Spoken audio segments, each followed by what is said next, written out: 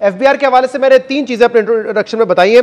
एक तो ये कहा गया था एफबीआर को रिवैम्प करेंगे, लेकिन शहबाज जैदी साहब जो कि एफबीआर के चेयरमैन थे वो कहते हैं कि किसी को काम नहीं करने दिया जाता, किसी को अगर आप पोजीशन पर लगाएं तो उसको कम से कम इख्तियारात भी दें और पॉलिटिकल विल दिखाएं।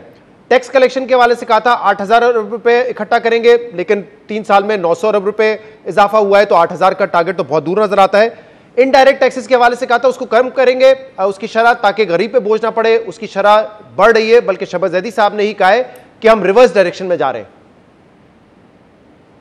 देखें, बात यह है कि अगर आप हमारा नेक्स्ट ईयर की जिस साल हमारा जो शुरू हुआ है उसका अगर आप टारगेट देखें तो वो 5800 अरब है, और हम उसी 8,000 अरब रुपए का जो हमारा टारगेट है उस टारगेट की तरफ हम गामजन हैं।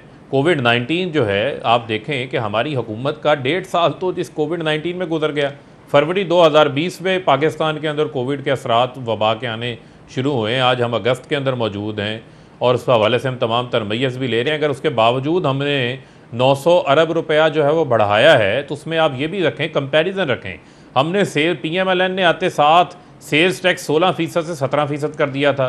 उसके अलावा विद होल्डिंग टैक्सेस के अंदर इजाफे किए थे, 3% एडिशनल ड्यूटीज़ लगा दी थी, एडवांस टैक्सेशन शामिल सी या मिनिस्ट्रीज शामिल सी, रिफंड्स रोकते थे। हमने रिकॉर्ड जो है वो 200 अरब रुपए से जायद के रिफंड्स 1 साल के अंदर जो है वापस किए हैं। हमने बहुत सारे रॉ मटेरियल्स में से 1500 ड्यूटीज को कम किया है। अगले साल का हदफ आप अचीव भी कर लेते हैं तो फारूक साहब इसका मतलब ये होगा कि इनडायरेक्ट टैक्सेस की जो शरह है वो 64-65% पे पहुंच जाएगी, जब आपको मिला था 60% थी, तो रिवर्स डायरेक्शन में तो जा रहे हैं ना हम। देखें, आप देखें, हमने बहुत सारे इसी टैक्सेशन के सेटअप में हमने बहुत सारे जो टैक्स का सिस्टम था उसमें हमने टैक्सेस को कम भी किया है।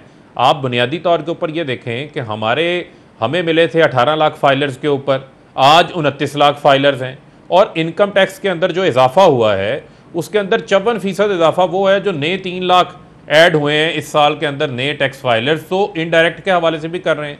पॉइंट ऑफ सेल का जो हम सेटअप लेकर आए हैं, मैं आज फैसलाबाद में मौजूद हूँ, आज तमाम रिटेल्स की शॉप्स के अंदर एफबीआर के लोग जाके उनसे बातचीत कर रहे हैं।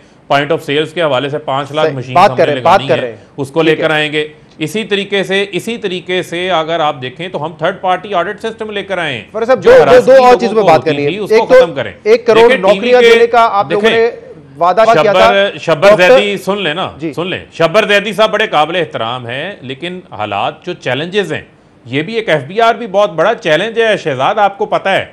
यहाँ पर टैक्स कल्चर को मुतारफ कराना, लेकर आना, ये कोई आसान काम नहीं है, लेकिन ये विल पावर भी इमरान खान ने शो की है और हम लेकर आ रहे हैं। और शहजाद अरबाब और पॉलिटिकल विल मौजूद है, जैसे मैं ये कर नहीं सका, लेकिन अब आप आ जाए 1 लाख नौकरियों के ऊपर आए जरा। 1 लाख तो सर बहुत कम है। 1 करोड़ नौकरियों को कहा था, और आपने 1 करोड़ डॉक्टर हफीज पाशा साहब जो कि मोतबर इकोनॉमिस्ट है, जिनको आप भी बड़ा मोतबर मानते हैं, वो ये कह रहे हैं कि इस वक्त 85 लाख लोग बेरोजगार हैं, जो कि तारीख में नहीं हुआ है कभी। सर सुन लेना सर, पहली बुनियादी चीज तो हम क्लैरिफाई करते जाएं, जो कोविड की वजह से जो लोगों की नौकरियां गई थी वो जॉब्स रिज्यूम हो चुकी हैं। इसके अलावा जो हमारा सेंट्रल बैंक है, स्टेट बैंक ऑफ पाकिस्तान, अभी आपने ईज ऑफ डूइंग के हवाले से बात की थी, पहली बार पाकिस्तान की तारीख में विदाउट कोलेटरल एसएमईज के लिए 10 मिलियन तक का लोन जो है वो उनको फराहम किया जा रहा है। ये स्टेट बैंक लेकर आया है। 432 अरब रुपया टफ की फॉर्म के अंदर नई इंडस्ट्री लगाने के लिए, नई मशीनरी, नई टेक्नोलॉजी लाने के लिए दिया गया है, जिससे इंडस्ट्रियलाइजेशन हो रही है, जॉब हमने कहा कि ताहाल ये नामुकम्मल है, तो आपको लगता है कि 5 साल मुकम्मल होने तक 1 करोड़ रुपया दे देंगे आप? सर सुन लेना शहजाद, आप सुन लेना, प्लीज सुन लें। इसी तरीके से जो हम पहली बार हमने ज़राअत से खुराक तक जो फूड ट्रांसफॉर्मेशन का प्लान लेकर आए हैं, उसमें जॉब्स क्रिएट हो रही हैं। 1000 अरब रुपए की रेजिडेंशियल और कमर्शियल इन्वेस्टमेंट मंजूर हो चुकी है कंस्ट्रक्शन सेक्टर के अंदर। 7 लाख नौकरियां उससे जनरेट होने जा रही हैं। जो प्राइम मिनिस्टर साहब वेल्थ क्रिएशन की बात करते हैं, प्राइवेट सेक्टर को आप वक्त कम रह गया, उम्मीद करते हैं जो आप बात कर रहे हैं वैसा ही हो, तमाम तरह इकोनॉमिक एक्टिविटी से उम्मीद करते हैं आपका दावा वैसा ना हो जैसे एक वफाकी वजीर का था, जिन्होंने कहा था कि लोग कम पड़ जाएंगे और नौकरियां मौजूद होंगी, लेकिन कोई नौकरी लेने वाला नहीं होगा। उम्मीद करते हैं ये दावा वैसे साबित ना हो।